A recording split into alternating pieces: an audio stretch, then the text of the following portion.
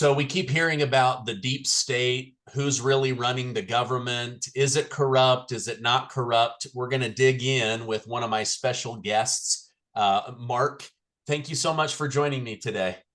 Hey, great to be with you, Stephen. So this is Professor Mark Moyar from Hillsdale, and we're going to be talking about some of the big stories. I wanted to jump into something that Tucker Carlson said.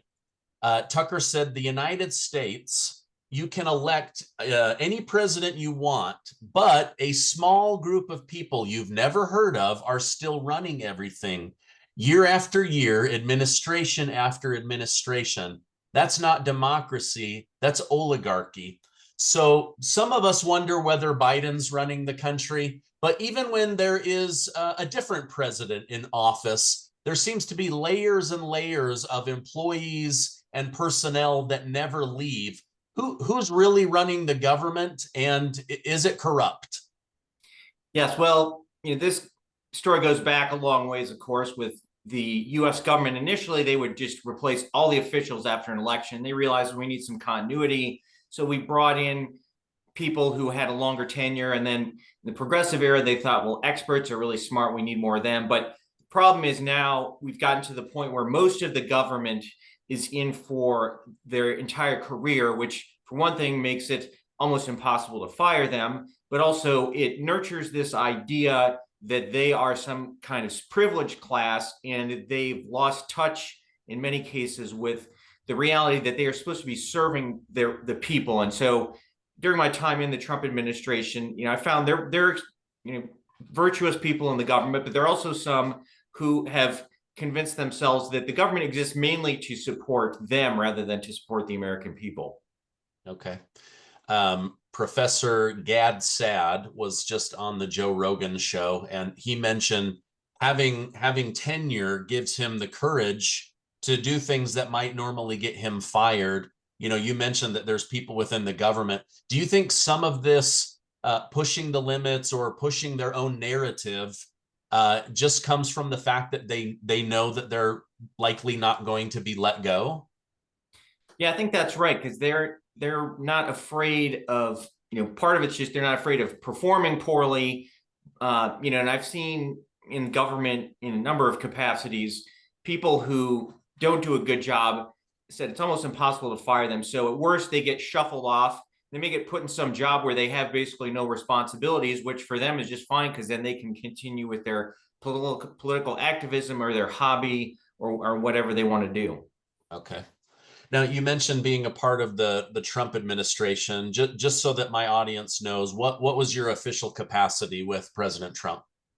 As I was appointed to the U.S. Agency for International Development in the Senior Executive Service, and I ran what was called the Office of Civilian Military Cooperation, which was in charge of having our development agency work together with the Department of Defense. So I spent a fair amount of time with both the Agency for International Development and the Department of Defense. Okay. Thank you for clarifying that. Um, I'm sure you've seen this, but many governments like Massachusetts, San Francisco, other mostly blue areas, they're now reallocating tax dollars to illegal immigrants over using those same allocated dollars for veterans and seniors. What are your thoughts on that? To me, that seems like such a slap in the face as an American citizen. But if I was a veteran that had, possibly given my life, given my limbs, given my mental health to serve my country, or a senior who's contributed their whole life through work to different tax systems, to then see it going to illegal immigrants over my own good, just feels like such a slap in the face. Yeah, it is outrageous. And I think most of the American people are appalled by this. But this is, again, an issue where you have these career bureaucrats. Most of them are left of center. A lot of them, believe that we should have sanctuary cities. And it's very hard to hold these people accountable. And that was one of the biggest things I saw that upset me in the government, is that people are breaking the law all the time, and yet they seem to do so with impunity. Interesting. Do you think some of this is I don't want to say virtue signaling, but this desire to be seen as kind. Oh, we'll be kind to the immigrant and let them in, but then it blocks the other 99 who are deserving of those benefits. Like, I'm just thinking about Europe. Europe has taken in all these illegal immigrants, and now those people are milking their welfare systems. They're milking the school systems, and it's like the taxpayers are funding the takeover of their own country.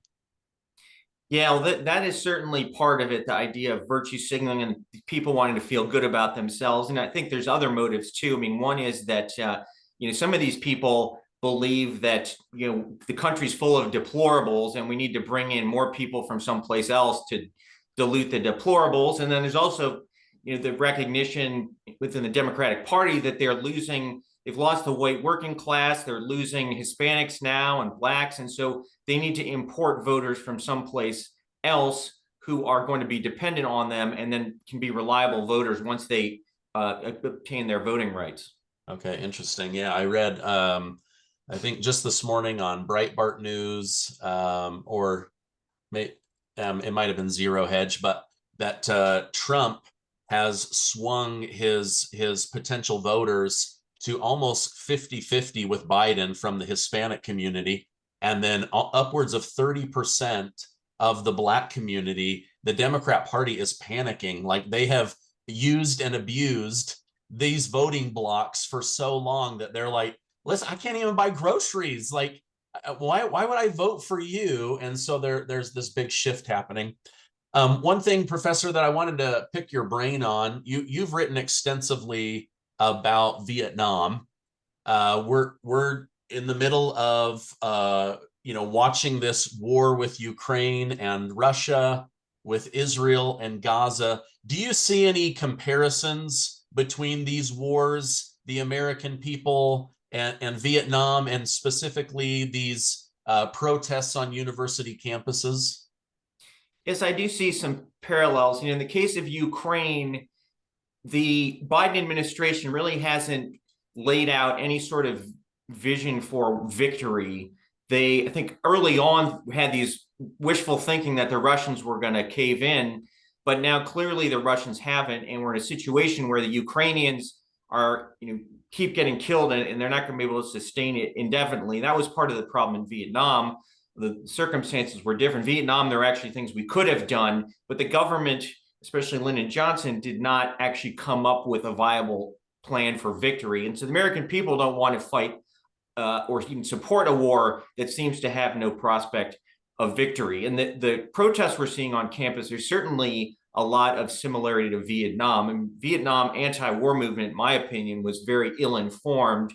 And a lot of them were just joining it because it was a way to strike back at authority and government and their parents. And we're seeing a lot of that, I think, today with some of these campus protests, that a lot of these people really don't know very much what they're talking about, but they have this general animus and want to stir up trouble. And I think we will see some interesting parallels with the Democratic National Convention coming up. I think you'll see these protesters are splitting the Democratic Party apart, which is what happened in '68 to the Democrats. So one, I think, potentially good byproduct of it is that will make it easier for a Trump reelection. Okay, yeah, interesting. Okay.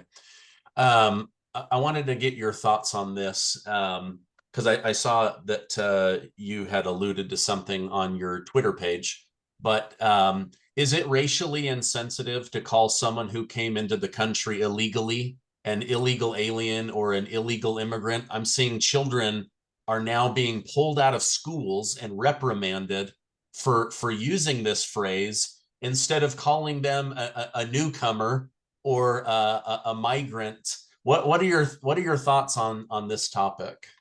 Yeah, well, I think it's been a travesty that the left has been pushing this rephrasing of undocumented worker, which taking illegal out takes away the fact that these people are actually breaking the law, and they clearly are breaking our law. And I think it's worthwhile pointing that out, especially when you think we're going to coddle these people and give them all sorts of free stuff. So I think back when I was younger too, it was illegal alien. Now even illegal immigrant is considered somehow reprehensible. But I think we shouldn't accept the language police and use their terminology. I think it makes perfect sense. And the idea that you would punish somebody for using that term is I think, ridiculous. And we have the First Amendment, and it certainly doesn't, to me, it's ridiculous to claim that that is some kind of hate speech, because that's clear they're illegal, and it's clear that they're immigrants.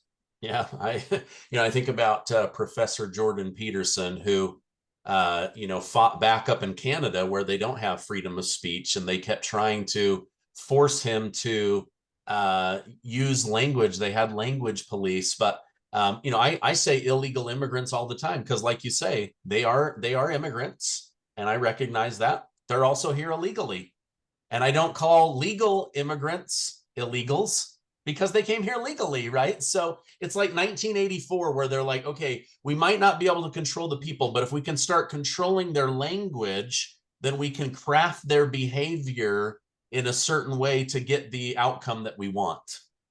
Yeah, that's exactly right, and that is what's behind all of this, these new euphemisms that they bring in.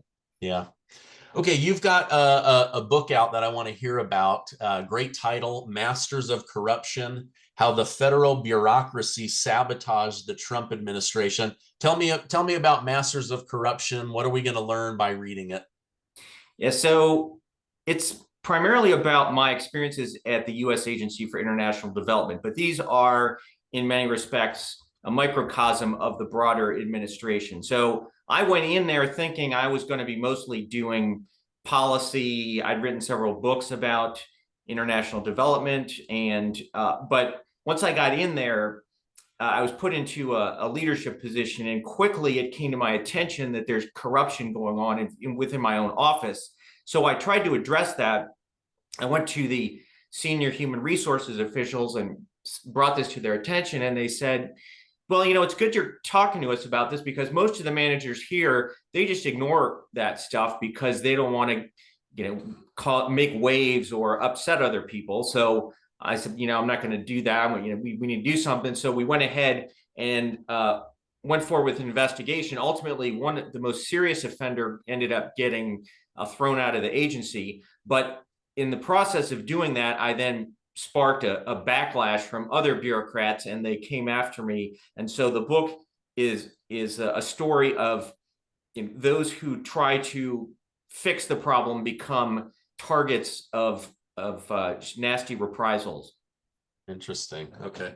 What what are your thoughts on all of these lawsuits against Donald Trump right now? Is this mostly just another targeted campaign using lawfare to keep him from his second term at the White House? What are your thoughts? Yeah, this is again something I saw within the government.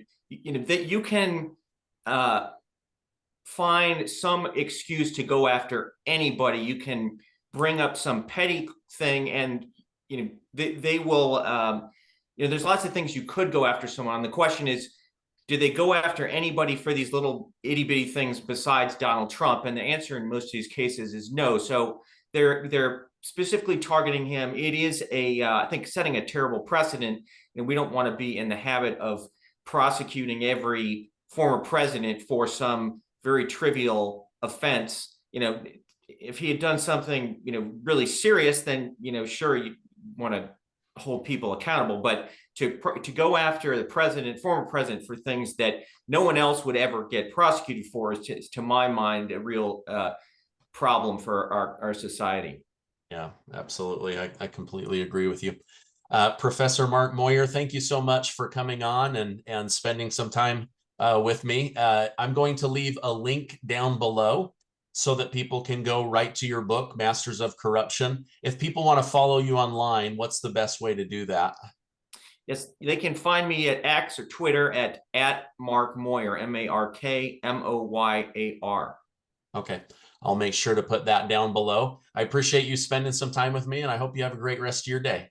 Yeah, thanks. Thanks for having me on, Stephen.